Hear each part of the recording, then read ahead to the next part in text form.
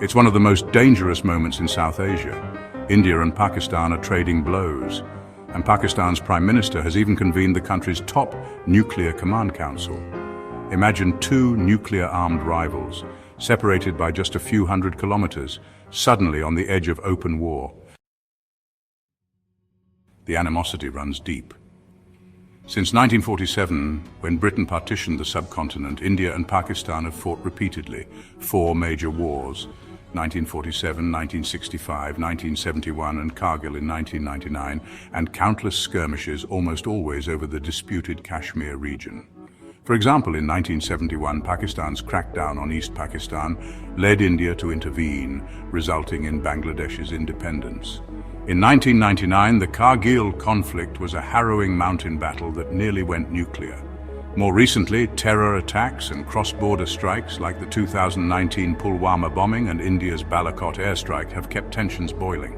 Between wars, proxy attacks and terror incidents on both sides have repeatedly rattled nerves. Now, a new flashpoint. Over the past few days, Pakistan fired a long-range missile toward India, which India's air defenses say was shot down. India then hit back overnight, reportedly striking multiple Pakistani air bases, Norkan, Murid, Rafiki and others, with missiles and jets. Pakistan's army says these hits caused heavy damage. Amid this tit-for-tat, Pakistan's Prime Minister Shehbaz Sharif called a meeting of the National Command Authority, the top national security council that oversees the country's nuclear arsenal. In other words, Pakistan temporarily elevated its alert status, a very rare step that underscores how serious this exchange has become. The National Command Authority is Pakistan's highest security decision-making body for nuclear issues. Its convening raised eyebrows worldwide. Pakistan's defense minister later claimed no meeting actually took place and urged calm, but the initial news sent ripples through the region. Analysts warn this may be the closest India and Pakistan have come to war in decades. Both sides have mobilized defenses along the border and over Kashmir. India's air force has scrambled jets, and Pakistan launched a counter-operation dubbed Operation Banyan-ul-Mahsus, which means wall of lead, shortly after. Civilians are feeling it too. Pakistan shut its airspace and India suspended dozens of flights. In Kashmir, anti-aircraft and artillery fire lit up the night as each side probed for weakness.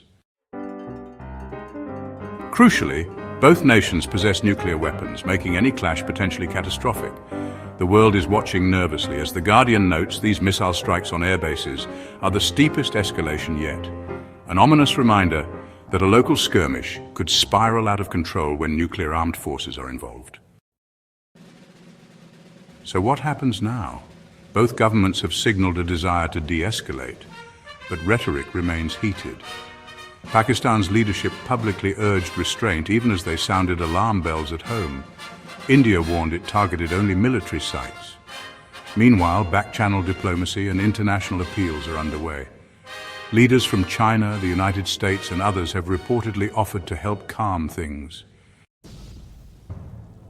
For people on the ground in Kashmir, this feels frighteningly like war again.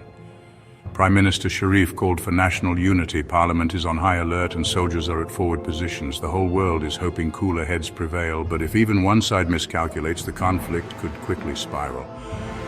For now, every plane that takes off, every siren at night reminds us how precarious this moment is.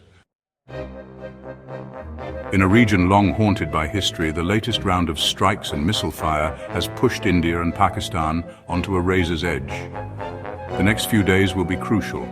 Peace and diplomacy must win out, because with nukes on hair-trigger alert, there are no easy battles here. Sources: recent reports from India Today, Times of India, The Guardian and others, detailing the airbase strikes and Pakistan's National Command Authority meeting, along with historical context on Indo-Pak wars.